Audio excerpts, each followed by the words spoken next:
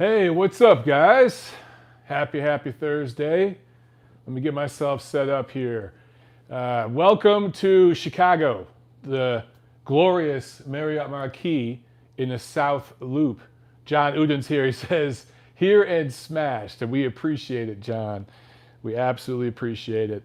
Let me make sure. I got two laptops here. So I got my notes over on this laptop, and I got the live chat over on this laptop. So it's a little crazy here. Let me make sure I'm on mute. Yes.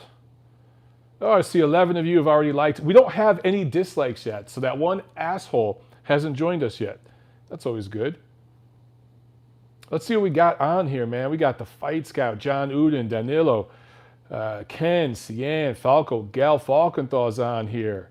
She says, I am very feel about Montero unboxing. Smash that like button. BB Mute Man's on here. Lobster 11, Azier, Vlad, Radocek, Adrian's on here. Carlos is on here. Man, we got people watching from all over the place. Awesome. Lobster 11 says glasses equals 50 plus IQ points. That's what they tell me. All right, guys. I'd say, you know what? It's 7 o'clock Eastern. Let's go ahead and get the party started. Make sure I got my notes. We're good to go. You guys hear me? You see me? All right.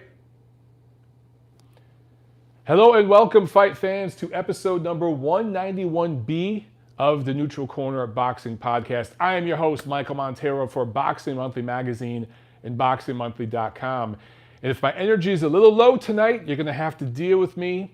It's been a very, very busy 36 hours since I got here to Chicago. We got up at 4 in the morning yesterday, East Coast time, flew here from Atlanta, and we've been running around nonstop ever since. So we're covering this event for Ring Magazine and RingTV.com. Make sure you go over to the Ring Digital, their YouTube channel, and you check out some of the material that Tiffany and I have put together for you guys. We have interviews with Jessica McCaskill, who's defending her unified super lightweight championship Saturday night at Wintrust Arena, which is just across the street from where I'm staying right here at the Marriott Marquis on the South Loop of Chicago. Lake Michigan is literally right there. I could throw a rock. Well, that'd be a pretty good throw. Maybe a little more than that. It's about 100 yards or so. Actually, yeah, it's about maybe 500 yards over there to the east. Lake Michigan over there. Rockstar 1996 asked, am I enjoying Chicago? So far, dude, we haven't been able to do anything. We've just been working nonstop. And the hope tomorrow is that after the weigh-ins, Tiffany and I will be able to walk around and just enjoy, go on Magnificent Mile and enjoy Chicago. So, and then also Saturday morning before the fights. But also, guys, I need to remind you, Jessica McCaskill interview, we got the public workouts yesterday, which was a lot of fun. We got 3 different videos of public workouts out on the Ring Digital's YouTube channel. Today, I got a 20-plus minute interview with Eddie Hearn, an exclusive interview, just me and him, away from the crowds and everything at the press conference they had today. So that's awesome because I got him away from all the noise. And I got to really, really have a conversation with him. That interview is going to be great. Trust me. That's going to be posted on the Ring Digital's YouTube channel. Also, I got a good interview with Dimitri Bivol. And we got the press conference footage today. All those videos will be out on the Ring Digital's YouTube channel, so make sure you check that out. Tomorrow, the goal is to try to get the interview with Oleksandr Usyk. He has been swamped by media since we got here. And what's so interesting is I didn't realize there was such a large Ukrainian population here in Chicago. Eddie Hearn knew, we talked about that today, but the Ukrainian American fans here in Chicago are all over this thing. They were at the public workouts yesterday. They were at the press conference today. The weigh-in tomorrow is going to be crazy, I'm telling you. There's a lot I'm here at the Fight Hotel. Tiffany and I are staying at the Fight Hotel. We were just chopping up video in the lobby. Who walks past us? Oleksandr Usyk and his whole team. Dimitri Bivol's team, we've been bumping into them all week. Same thing with Oleksandr Usyk, Igis Klimas, with Dimitri Bivol, Vadim Kornilov, and all those guys. They're all hanging out at the hotel. TJ Doheny is here. We've been bumping into everybody at the Fight Hotel. It's been just nonstop working and mingling. It's been awesome, but I am exhausted. CJ Duncan with the Super Chat pledge. CJ, what's up, my brother? I hope you're doing well. Hope you and the missus are doing well. I don't know, man, I wish you guys were here, man. You'd be loving Chicago at this fight.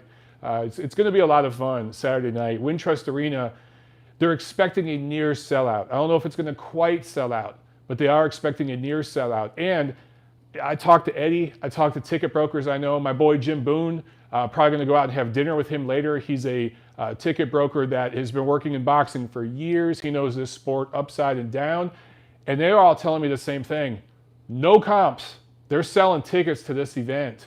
It's very, very smart to put Oleksandr Usyk here. There's a lot of Ukrainians. And Dmitry Bivol told me today, there's a lot of people from Kyrgyzstan here in Chicago. Who the hell knew that? And he told me, you guys will see in the interview, he goes, well, now you know, many people from Kyrgyzstan here in Chicago. And somehow my Dmitry Bivol is turning into Gennady Golovkin. But yeah, I didn't know that before. But there's a lot of Kyrgyzstani people here in Chicago. So Eddie Hearn did his research, and there's a reason why they're putting on the big card here Saturday night.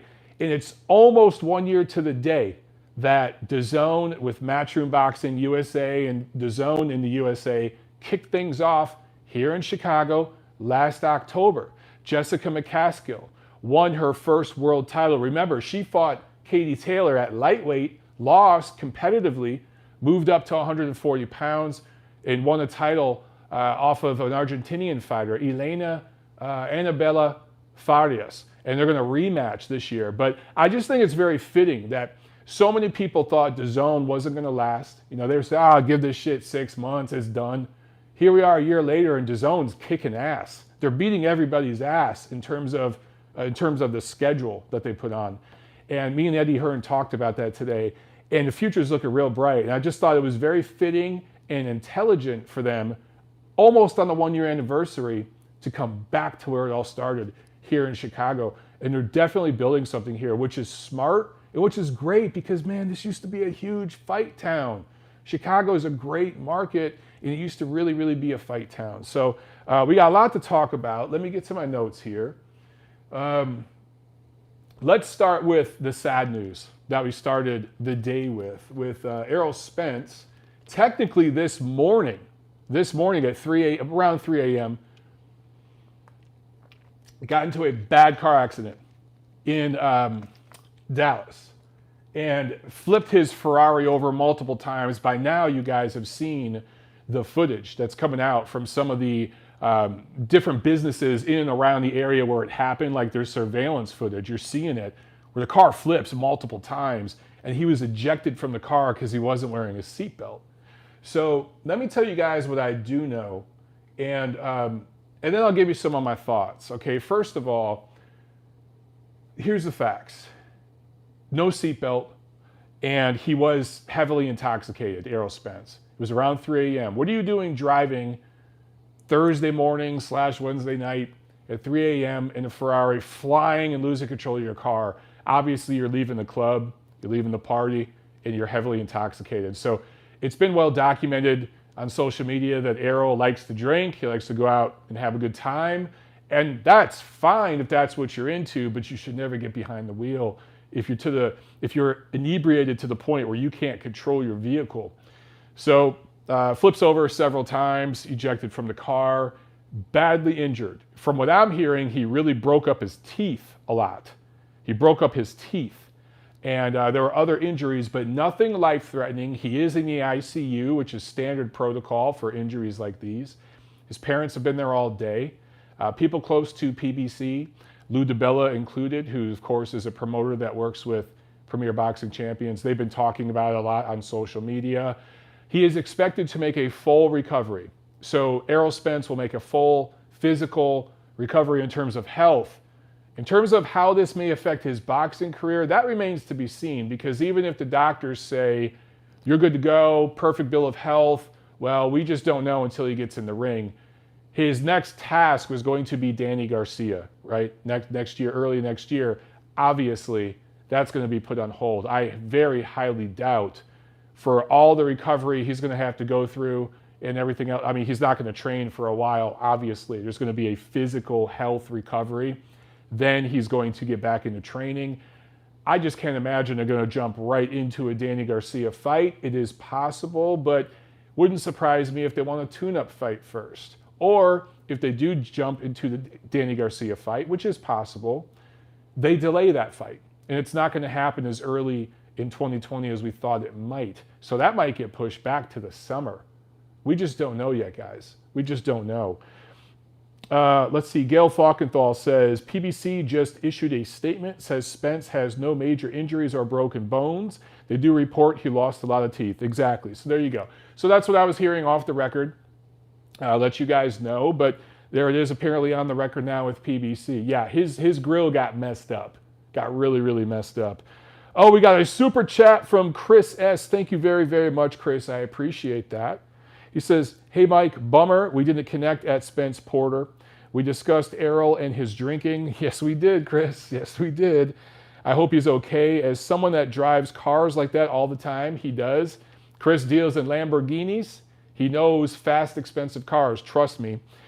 He says, you don't drive at 3 a.m. and I don't even drink due to the risk. Yeah. Number one, you're making yourself a target for the police to pull you over.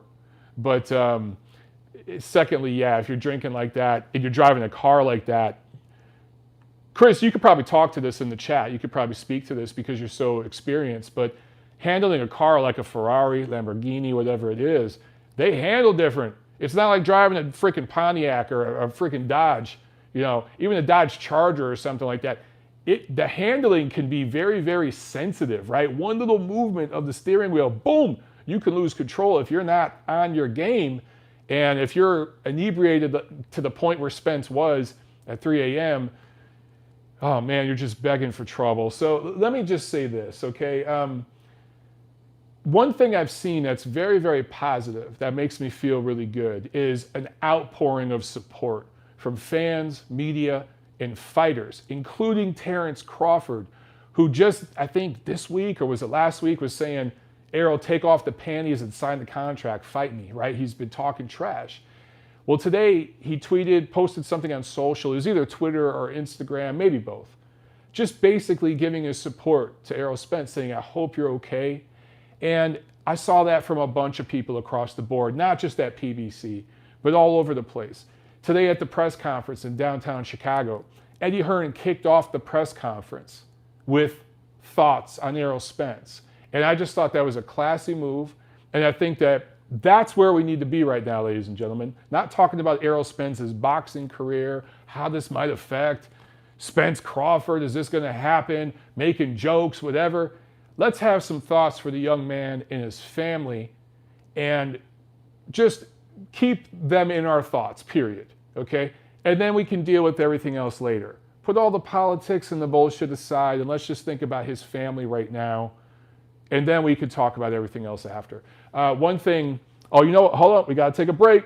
Trini Cervantes with the Super Chat pledge. Thank you very, very much, Trini. I appreciate it, my man. He says, I doubt he'll be fighting in 2020 at all. Trini, I mean, that's a good guess. I mean, it's very, very possible. I got to think that at some point in the summer of 2020, he'll come back. I think it's going to be 6 to 9 months, clearly. But what we don't know is how this is going to affect him because we've seen car accidents where fighters weren't the same after that, even though they physically recovered. Man, you can go back decades, back to Guillermo Papaleo, Willie Pep. He was in a bad car accident. Or what was it, a plane crash? I can't remember. He was in a bad accident. Came back and fought after that. Fought many times, was never the same. You could look at the NBA player Bobby Hurley, was in a bad car crash. I don't know if it was his rookie year, maybe his second, third year, was never the same after that. So sometimes after a bad accident like this, physically, health-wise, you're good, but as an athlete, you got to think about elite level boxers are among the highest level of athlete on earth, regardless of sport. They're up there. They're up at the very, very top. And to compete at that high level, will he ever be the same? It's just too soon to know, man. It's just too soon to know. We got another Super Chat pledge from James Tech. Thank you very, very much, James. I appreciate that, my man. Thank you so much for the support. So for Errol Spence, let me just add this. We've seen plenty of fighters get in legal trouble. Sergey Kovalev, which I was just going to say, he has a November 25th date to stand trial in California for charges of felony assault. Remember that whole thing. That didn't go away. And of course, that's a few weeks after his fight with Canelo. So win, lose, or draw against Canelo in early November, he has a court date November 25th. But we've seen plenty of fighters get in legal trouble. And we see their promoters, their management do the best they can to kind of suppress all of that, right? And to keep everything as quiet as possible and give out as little information as possible. I think there's a really good opportunity here with Errol Spence and PBC and his management. Don't suppress this. Don't suppress the truth. And I've heard lots of stuff off the record. And believe me, guys, there's going to be posts on social media of people that were at the clubs partying with this guy, took photos and videos. You're going to start seeing that stuff on YouTube, Instagram. Now, the management involved with Spence might do their best to remove that stuff. I mean, PBC management has removed every video, all evidence of Errol Spence dropping and badly hurting Deontay Wilder earlier in his career. There used to be videos of that on YouTube and on social media. They, through their legal lawyers, maneuvers, have removed all that shit from social. Will Errol Spence's management go that route, or will they go a different route? Hear me out. I think there's an opportunity here for Errol Spence to talk about drinking and driving. Yeah, I'm going to be corny and be that guy. Talk about drinking and driving. Do PSAs. Do some public work here. Because Errol Spence is a good guy. Comes from good stock. His family, good people. Good, hardworking people. And just a good dude, okay? This is a chance for him to really, really make a difference. I know, it sounds corny, but hear me out. Talk about drinking and driving. Talk about the mistakes he's made. Make some changes in his life now while he's still young, and it could possibly save his life. Because who knows, guys? He keeps drinking like this and kind of living recklessly like this. He might not make it out next time there's an accident like this. He might not make it out alive. So maybe this is a wake-up call and a path for him to do something that really, really matters. And I think that's the route they should take at PBC. He should talk about this. He should handle it the way Tyson Fury is handling his mental illness issues, by talking about that stuff, making it public. Tyson Fury's profile has tripled, quadrupled, or more since he started doing what? Joe Rogan's podcast, all these other different shows talking about what? His struggles with mental illness, drug addiction, alcohol, all these different things, right? If Errol Spence goes that route, and it's not as serious as Tyson Fury's problems, obviously, but the dude likes to drink. And that's been a rumor, okay? And it's been something that I've known about for a long, everyone in the boxing media has known about it, but we've kept quiet about it because it's been kind of just a rumor, okay? Now we know. Now it's kind of out in the open. By the way, he's going to face possibly an arrest. There will be legal ramifications. He's probably going to be hit with a DUI by the local police department there because look, they run toxicology reports. Now, are we going to get publicly? Are they going to let it be known the blood alcohol level? No. PBC, the lawyers involved are going to make sure that shit stays quiet. There might be some rumors that get leaked, but that's going to be quiet. But we're going to know, and we already know, it's substantiated. He was inebriated. He's going to be hit with a DUI. Man, come out and talk about this shit. Talk about it in a real way, because I think it could increase his profile and endear him to fans that he didn't hit before, just the same way Tyson Fury has, opening up and talking about certain personal things with him and other fighters as well. There's an opportunity here for Errol Spence. I got up this morning here at the Fight Hotel, went and worked out, and hit the treadmill, trying to run off some of the food I ate last night.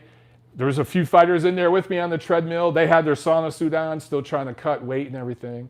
And what did I see up on the TV in front of me? CNN, but right in the middle was ESPN, Sports Center. What were they talking about? Errol Spence. He was on Sports Center this morning. This hit a different level of news, mainstream news outlets. than maybe some of his fights have. So you have an opportunity here to increase your profile, do the right thing, and make a difference. So I think that's the play here. I think that that would be smart. Gail Falkenthal says, Michael, if Spence Jr. is criminally charged, the DUI info will be public record in the arrest record and charging documents. Nothing PBC can do about it. All right, well, there you go, Gail. I didn't even know that. So, all right, there we go. Now, look, Ronald Finkley says, no, it isn't known if he was. Yes, Ronald, I could tell you from people I've talked to close to this situation, and the only way I'm saying this publicly right now is because it's going to be released, okay? It's going to come out. He was intoxicated. He was over the legal limit with alcohol. So, like, I've heard that from enough people close to the situation that I trust that I can say it here. And even the local news affiliates down there in Dallas have reported about this, saying that he faces possible legal ramifications with the DUI. So local news affiliates are talking about this stuff. So if they're talking about it and the people that I know close to the situation are talking about it, yeah, it's going to come out. So relax, dude. I'm not trying to beat up on Errol Spence. If you just got here on the chat, maybe you missed some of the things I said a few minutes ago. This isn't me trying to beat up on anybody. In fact, I got to say, Humble Pie here in the chat says, Spence is a scumbag drinking and driving. Look, Humble Pie, slow down. Just slow down for a second, okay? This is not the time to talk about those things. Don't call, number one, he's a young guy. He made a mistake. I've driven intoxicated before. Most of you on the chat here have. So this isn't the time to judge somebody. The time right now is to keep him and his family in our thoughts and to hope that he's okay and he comes out of this totally healthy. Because regardless of boxing, okay, this is a young man with decades of life in front of him. So let's just chill on the scumbag talk, okay? Look, my grandmother, my father's mother, died because of a drunk driver. A drunk driver plowed into her and killed her when I was a kid. I was a teenager. But my dad was mid-30s and lost his mother. My great-grandmother, Montero, had to bury her daughter. It was a horrible funeral. It was sad. People were I'll get emotional just talking about it right now. So this is a personal issue for me, okay? But this isn't the time to call somebody a scumbag and judge somebody. Let's back up on that, and let's make sure the kid's okay, all right? That's what's important right now. Adam Espo with the Super Chat pledge. Coach Adam in the house. What's up, man? He says, the best podcast around to my paisan. Grazie mille. Grazie mille. I appreciate it, Adam. Thank you so much, man. I try, brother. I'm over here hustling, working my ass off. I'm exhausted, losing my voice. I feel like I got a few more wrinkles, but I'm just trying to hustle and do my thing, man. And it really... it means a lot that you appreciate it, and you guys out there watching. For those of you who don't know, my man Adam here just chimed in. He trains Levante Early, who's the 140-pound prospect I've been telling you guys about. So they're doing big things, man, with that kid. 10-0, just won a minor title. I think the NBA, National Boxing Association, 140-pound title. So he's on to do some big things. And I've talked to a few promoters about him. Adam, we'll talk. Okay, guys, so let's get into, oh, by the way, before we get into the fight preview coming up this weekend, real quick, I mentioned a little bit a minute ago, but I just want to hit it again. Just past the 1-year anniversary of DAZN programming in the United States. And a lot of people, for various different reasons, wanted DAZN to fail. They really did. And I remember when Eddie Hearn, because he was the first promoter in boxing to work with DAZN at this level, and then others followed, of course, Golden Boy and Sauerland's work, all these other people now working with them. But some of the first fighters he signed, people were kind of scratching their head like, I don't know, dude, that guy's kind of a journeyman. I'm not sure about this. You know, some of his first cards were kind of weak, right? But they believed, they kept hustling. And now, again, I talked to Eddie Hearn today for almost half an hour. You guys will see the video. It's going to be posted tonight. Where he was just saying, dude, look at the pound-for-pound list. We've got most of the talent on DAZN. Even guys Eddie doesn't represent, like Canelo and other guys. are on the zone. And if you look at their schedule for the end of the year, man, they got the best damn schedule. They just had a fight of the year contender last weekend. They're about to have Oleksandr Usyk coming up making his heavyweight debut. You guys know all the fights coming up. 1 year in, I think they're doing pretty damn good. I don't know about you guys. But I got to say, can they keep this up? Next year at this time, are they going to have this kind of schedule? I don't know. But if they can keep it up, could be a changing of the guard in boxing programming. Okay, so obviously we got the card here in Chicago, right across the street from where I'm coming to you guys, or where I'm broadcasting live from here. But we got some action Friday, October 11th. We got multiple cards Friday, actually. So in Belfast, Northern Ireland, there's a card on ESPN+. From Mexico City, there's a card that will be on Telemundo. From Trento, Italia, there's a card on DAZN. And then in Hartford, Connecticut, there's a card on UFC Fight Pass. So all kinds of stuff Friday. And guess what? 3 of those 4 cards are on streaming platforms. Go figure. Guys, this is the future. I'm streaming to you right now on my freaking phone on YouTube, right? Streaming is the future. Saturday, October 12th, we have a card from Leeds, England on ESPN+, another streaming platform. Josh Warrington going up against a French fighter, Sofiane Takhout. I'm probably butchering that name. 12 rounds for Warrington's IBF featherweight title. This will be the 3rd defense for Warrington, who's an exciting, fun fighter to watch, man. That dude's a little bulldog. He won the title against Lee Selby last May. And Takhout is ranked number 4 at featherweight by the IBF. Number 1 and number 2 are vacant, which is kind of weird. And I think number 3 was unavailable. So they're going after number 4 here. And so check that out on ESPN+. And then on DAZN, of course, here in Chicago.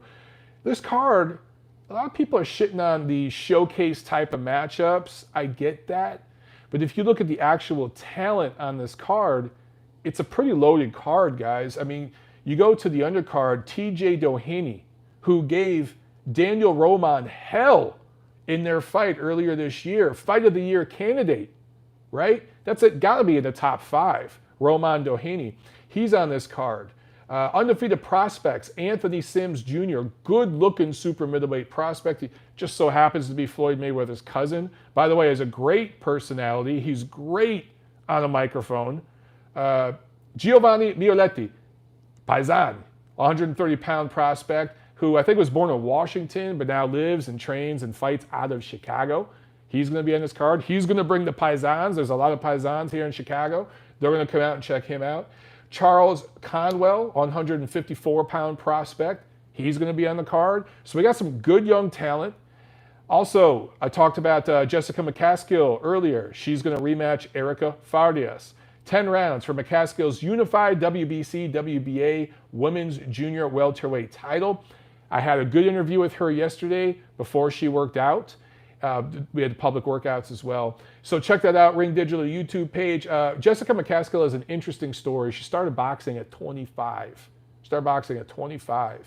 And she's won titles in her last 2 fights. Literally her last 2 fights. She won 1 title and then another one. And this will be a good fight, trust me. Her and Farias had a good fight last year here in Chicago. McCaskill is the only Chicago champion right now. The only fighter out of Chicago who has a world title. So Chicago fans are going to show up for her. That's going to be an entertaining female fight. Make sure you guys check that out. We got another super chat. Oh, this is my man Joel, Cooking with Joel. Guys, make sure you check out my man Joel's channel, Cooking with Joel. He does do some good work in the kitchen. I got to hand it to him. Thank you very much for the super chat pledge, my man. He says, Mike, have a slice of deep dish and a bourbon on me. Joel, that sounds freaking fantastic right now. That sounds absolutely fantastic. Dude, that would be great. But work first. But yeah, later tonight, definitely maybe, if not tonight, definitely tomorrow night after the weigh-ins, Tiff and I will finally get to exhale a little bit. We've gotten a lot of work done on this trip because usually Ring Magazine, Ring TV will have 4 or 5 people representing at a different card. it's just me and Tiff that could make it here for this trip to Chicago. This is part of my strategy for moving to Atlanta, was that we can get to cards like this, where some of the ring folks in LA or New York might not be able to get to Chicago. We've gone to New Orleans to cover a card. Next time there's a card in DC, we'll go up there and cover it, right? So Omaha, Nebraska, things like that. MJB Taco says, I can help out. Barrios will talk. Get your ass here in one piece, and then we'll talk. We'll have a couple drinks tomorrow. But yeah, dude, thank you so much for the super chat. That's definitely part of the plan. We got another super chat from Adrian Blazovic. Thank you very, very much, Adrian. I appreciate it. And he doesn't have a comment. He just wants to contribute. Dude, thank you very, very much. Let's get back to fight preview. In the co-main, Dmitry Bivol defending his WBA light heavyweight title against Dominican Republic native Lenin Castillo. And for Castillo, look, I'll give him this much. He's a massive underdog in this fight. And I got to say, at the press conference today, he looked a little uncomfortable. I think he's having trouble making weight, maybe. He is a lot taller than Bivol. He's a little taller and longer. He is experienced. He actually dropped Marcus Brown in a competitive fight that they had last August.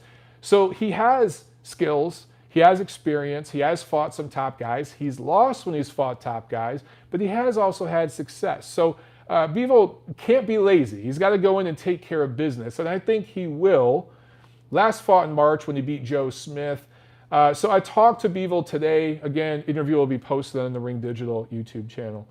But I asked him about being the outside man at light heavyweight. And, you know, he said he's willing to move to super middleweight. He's going to take a very close look at Kovalev Canelo, and then, of course, Beterbiev Gvozdyk. He's going to have, he told me, he's going to be paying very close attention to those fights and seeing which direction he wants to go. But he has not made up his mind yet. They have, so far, the plan, as far as I can determine from those guys, is to stay at 175 and to try to get the unification fights. They would rather do that than move down to 168. But he did say that if they can't get any of these people, he is willing to do it. So that's a little bit different than the last time I spoke with him, where he sounded very, very eager to go to 68. Now it sounds like they want to stay at 75 if they can and get the unification fights. I just don't know if that's going to happen. By the way, his English is awesome. Last time I talked to him, it was actually on that WhatsApp. I think WhatsApp, that little app that you could talk overseas and everything. And I was talking to him and his wife, Kate. That's her nickname. Ekaterina is her name, but she speaks way better English because she schooled for a little while in the UK, and they basically watch American TV, and she's helped teaching him English. His English is awesome. He did the entire press conference today in English. He had he had his manager there helping him with some words and phrases, but he did the entire press conference in English. Our entire interviews in English, didn't need any help. And then I talked to him, just shooting the shit a little bit off camera. And yeah, dude, his English is really good. I think he deserves respect for that because he's worked at it really, really hard. Another super chat pledge from 91 Reasons You Lose. Thank you so much. He asked, Mike, you still got the best podcast. Did you talk to Anthony Sims Jr.? He's a great super middleweight prospect fighting on the show. We have not had a chance to, and we're going to try to get him tomorrow. I've tried to get everybody, but I got a few of them yesterday. I got a few of them today, so we'll get a few more of them tomorrow. It's just, there's so many. It's hard, when you've got all these different fighters and promoters and people you want to talk to. It's hard to get all of them in one day. That would be awesome, but I'm not high enough up in the business where I could be like, yo, man, all of you, get over here and let's do an interview. They don't, I'm working on their schedule. And so far, yes, we've gotten a lot of interviews. Haven't had a chance to talk to Anthony. But that kid, I'm telling you, he's really good on the mic. He got up and talked today at the press conference and had people laughing. He's just, he's got a good personality. And he was talking some shit to Eddie Hearn in a playful way, not a bad way at all. He's got a great personality, man. So if he backs it up in the ring Saturday night, this is the biggest stage of his career so far, I think that he's definitely got a future. Abso-freaking-lutely. Gail Falkenthal says, Bevel's story about learning English from watching Friends is hilarious. True story. Yeah, Gail, we talked about that. They're actually really, really cool, him and his wife, Kate, and they follow me and Tiff, and we talk on social and stuff like that a lot. And we just kind of follow each other in our little journeys and stuff like that. They're awesome people. And yeah, Kate has been teaching him English. And now, like, he speaks better English than Gennady Golovkin, than some of these. He's not, he's almost at Sergey Kovalev level. He's almost at that level right now. So Bevel definitely doing good with the English. Loving it. All right, so I talked about Bevel's fight. Let's preview Oleksandr Usyk in the main event. Oleksandr Usyk taking on Chaz Witherspoon, 12 rounds, heavyweight action. He was supposed to fight Tyrone Spong, who tested positive for VADA. And I love that we're getting some conspiracy theory people on YouTube and social media and all this saying that Usyk was scared to fight Spong. So they worked with VADA and made a conspiracy to, make him test positive, and people were even trying to say that Spong's B sample came out negative, which is not true. So it's just funny the way these narratives go. This shit's hilarious. Spong is a cheater. He got caught cheating. He comes from a world. I'm not going to beat up on kickboxing and wrestling and MMA and all that stuff, but there's a problem in that culture with performance-enhancing drugs, all the way down to the high school wrestling level. I talk to people about this shit all the time, and not to say it doesn't exist in boxing. It absolutely does. But Jarrell Big Baby Miller comes from that background too, and that dude, we haven't seen a fighter test more hotter and more dirty than Jarrell Big Baby Miller, maybe ever in boxing. That dude had a cocktail of drugs he was taking. So anyway, I don't want to beat up on Tyrone Spong, but he's an idiot for blowing this opportunity. That's the only word I can come up with. He's a moron, and I'd say that to his face for blowing this opportunity. Chaz Witherspoon gets in there. I asked you guys on Twitter, is he a worse opponent, a better opponent, about the same? Most of you felt he was either a little worse or about the same. I don't know. Technically speaking, he's a bigger guy than Spong, a little bigger than Usyk, and he's definitely more experienced as a boxer than Tyrone Spong. USA Golden Gloves champ in 2004. He has fought some top guys, but anytime he does, he's lost.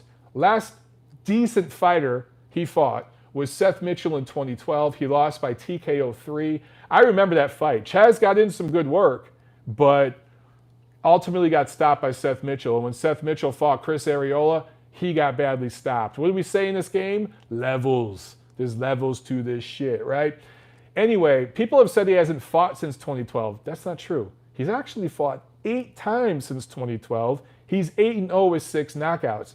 It just so happens to be he's fought shit opposition. So obviously, Usyk, who hasn't fought since last November in Manchester when he stopped Tony Bellew, coming off this layoff, coming off an injury, surgery, rehab. Yeah, there's going to be some rust and everything else, but he's a huge, huge favorite, right? And he should be a favorite. So anything less than a knockout stoppage win for Usyk in this fight will be beat up on and criticized. If this thing goes the distance, that's a bad look for Usyk. If he can't stop Witherspoon at this stage of his career, it's a bad look. But I got to say, for those people are saying this is going to be a first, second round blowout kind of knockout, I don't see that happening just because of Usyk's style. He wasn't a very big puncher at cruiserweight. Now he's moving up to heavyweight. So he was a decent puncher at cruiserweight. Not a one-hitter quitter, as we say, but a good, decent puncher at cruiserweight. Now he's moving up to heavyweight, and he hasn't settled in yet at his final weight. He's probably going to get in somewhere in the mid-220s when it's all said and done. Chaz Witherspoon, big guy, and I could tell just by the way Chaz was working out yesterday, they are 100% focused on defense. They're not focused on offense at all. He was working on covering up, sliding, you know what I'm saying, back it up, parrying, glancing shots. That's all he's worried about. Do not be surprised if this goes more rounds than you think it will. I do think Usyk gets a late stoppage, though. All right, so let's get into the chat right here. Tim Nick said Usyk had surgery. I thought he did. Am I mistaken? I thought that Usyk hurt his shoulder and had to get some work done on it. Minor stuff. Like an outpatient in and out kind of thing. But I could be wrong, guys. Again, I'm extremely freaking tired. I've been working on, I barely had any damn sleep. Let's see in the chat. There was one guy who left a comment. Ken Henning said, Usyk's footwork will give the heavyweights problems. I agree. A lot of people are asking me, Usyk, what can he do at heavyweight? How far can he go? He's going to go as far as his chin will take him. He's not going to knock guys out. He's not going to knock out. I mean, it's possible he could knock out some top guys. Don't get me wrong. But I'm not looking for him to go in there and blow out anybody and knock people out. He's going to beat people with his boxing. You know what I'm saying? So to do that, he's going to have to be able to take a punch every now and then because this is boxing and you are going to get hit. Can he take the right hand from Deontay Wilder? Can he take those inside looping hooks from Andy Ruiz or even Luis Ortiz throws punches like that? Can he take the straight hard jab from Anthony Joshua? Can he take the long boxing, the long jab, and the weight of Tyson Fury? When he gets inside, he leans on people, uses his weight. How does he handle all that? Well, we don't know. Will we get any questions answered Saturday? I think so. I do think so. Because if he lands flush, hard, perfect punches on Chaz Witherspoon and Chaz doesn't budge or Chaz is able to survive, that's going to tell us a lot. So, yes, he's a huge favorite. He should be. I mean, the odds to this fight should be 100-1. But guess what? We've seen crazier shit in boxing, guys. So this is his first fight. Look, one of you guys, I'm trying to see who was saying that this is a cherry pick for Usyk. Where the hell, who left that comment? I saw it on here. Damn it. I can't even see. Oh, you know, yeah, Falco Lombardi says biceps. That's right. It wasn't the shoulder. It was the bicep that he injured. Bicep tear, Falco. Thank you very much for correcting me on that. That is true. It was not a shoulder injury. I'm sorry about that, guys. Ronald Finkley is the one who said, Usyk has cherry-picked once again. Ronald, you have to be trolling because that comment is so ridiculously stupid. There's no other explanation for it. Did you not watch last year when Oleksandr Usyk went through the World Boxing Super Series tournament and won it on the road, beat Marius Bradis on the road, beat Murat Gassiev on the road, and then fought former world title holder Tony Bellew on the road. All three of those fights were in those fighters' backyards. And he had a close fight with Bradis. Wasn't 100%, close fight. But dominated Gassiev. Dominated and knocked out Bellew. Fighter of the year. Like, come on, man. You're crazy. You're just trolling. I'm not going to respond to your comments anymore. Ronald, you're insane. You're just absolutely freaking insane for saying that. You're a nut. He says y'all bugging. You know, you're bugging us. You're bugging people who know what they're talking about. Goodfellas Pulp Fiction says, I hate the word cherry pick. Yeah, because most of the people that use it have an agenda. They don't know what the hell they're talking about. Rockstar 1996 says, War Inoue. Inoue's got that Nonito Donaire assignment coming up. We'll be talking about that soon enough. Goodfellas Pulp Fiction asks, how many pay-per-view buys would a Manny versus Mikey fight do?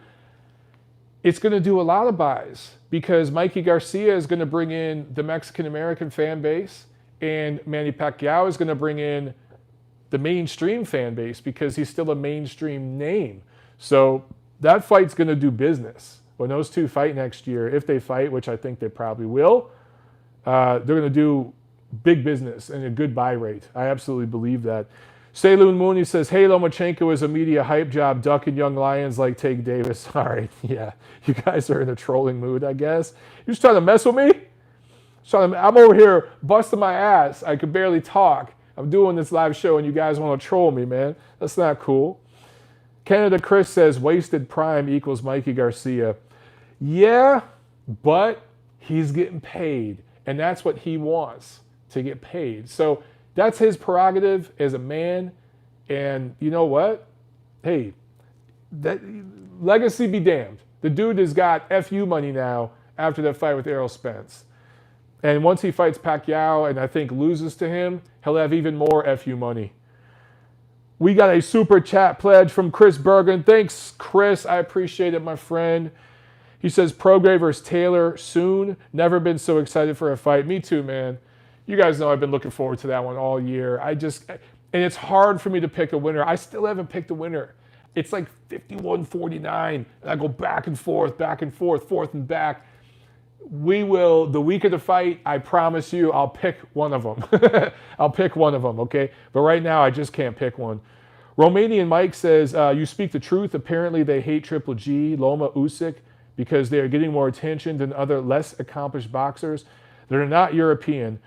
Yeah, Romanian Mike, I think, again, I've talked about this before, and I'm sorry if I've, rubbed some of you the wrong way talking about this political stuff.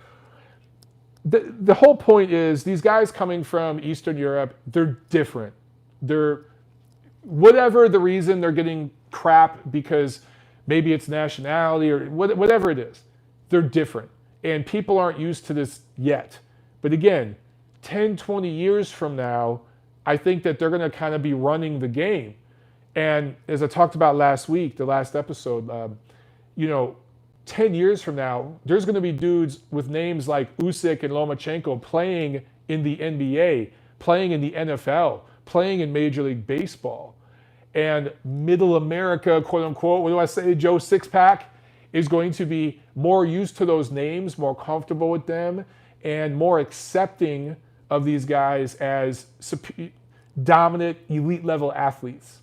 And right now, they're questioning it because they're kind of new to them. Diehard boxing fans and boxing media, we've known about these guys for ages because if you look at the amateurs, these guys were accomplishing stuff decades ago, high level stuff, but they weren't able to compete professionally. It's a process in boxing. You have to build up the community and then you build up the power structure and all that. And with the Eastern European fighters, they're kind of going through that process right now. You know what I'm saying? So yeah, some people may never accept these guys, but guess what? That goes in every direction. There are some people out there that will never accept Errol Spence for different reasons that he can't help. There are some people who will never accept Manny Pacquiao or Mikey Garcia or whoever it is. So it goes in every direction. Now, can you say maybe it's going in one direction more than the other right now? Yes. I would say possibly that's happening because it is such a threat. There is this almost takeover feeling that some people have.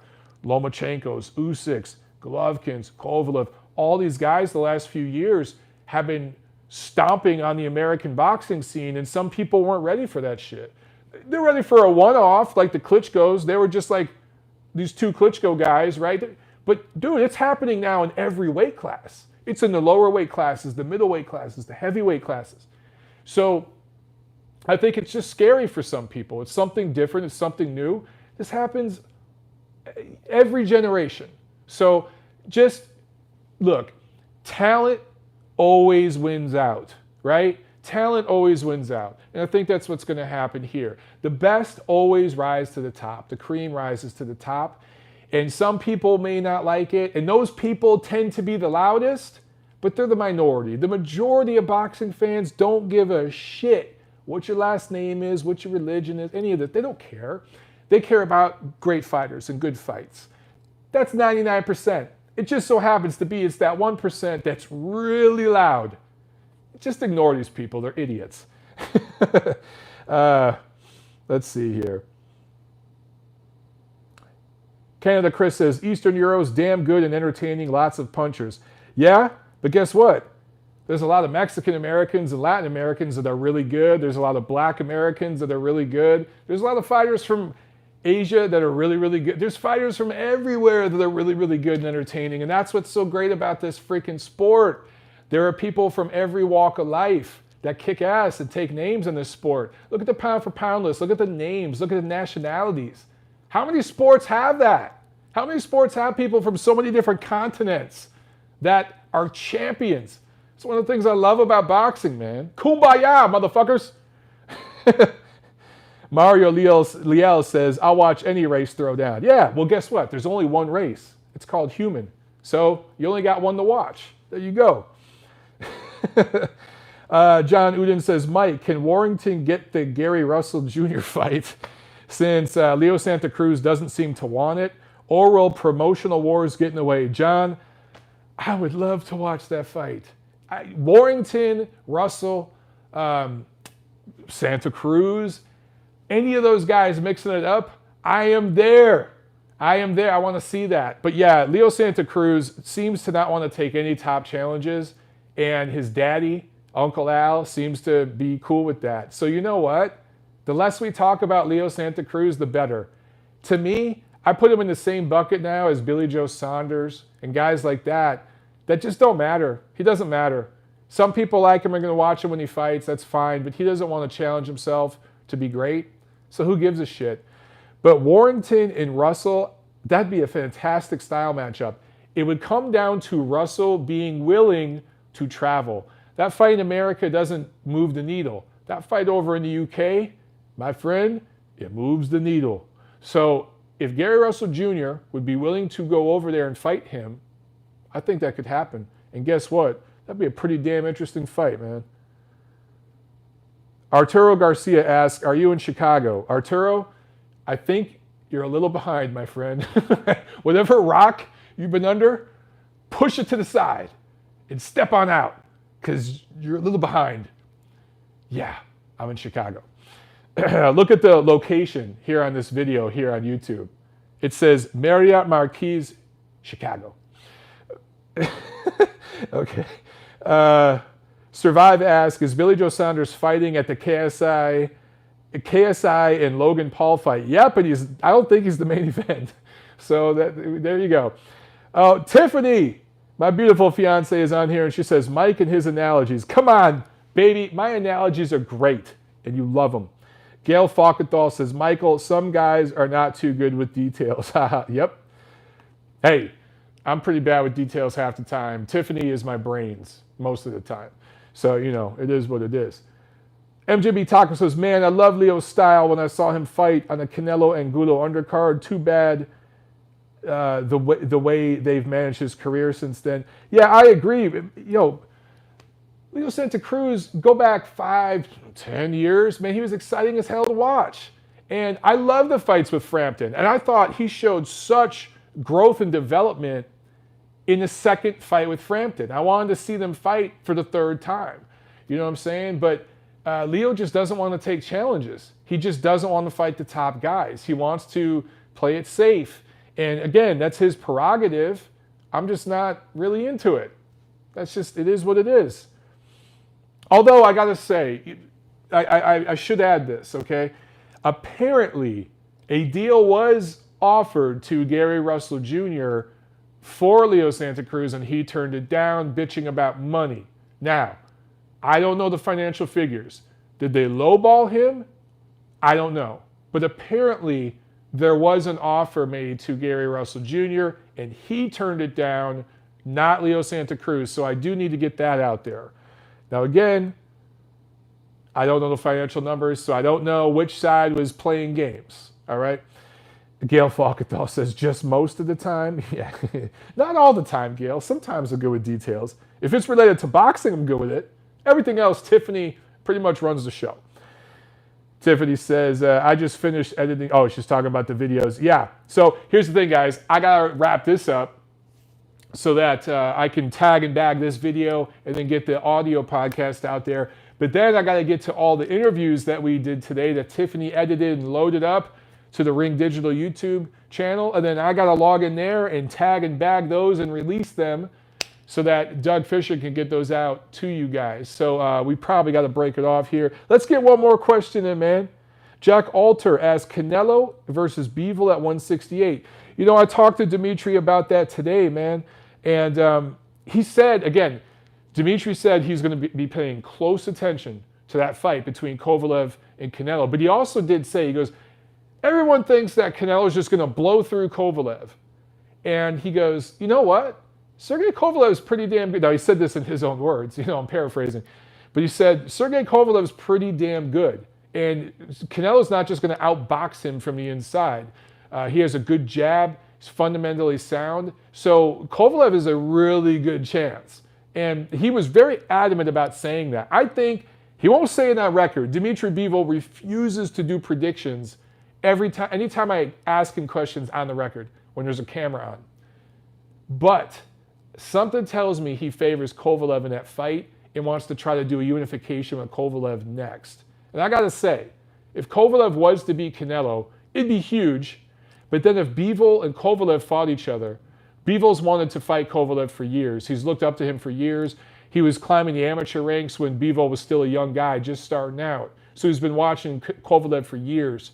That would be a big, big fight. That'd be awesome. But if Canelo wins, which I still think he will beat Kovalev by decision, Bivol has said, of course, he'd be willing to fight him.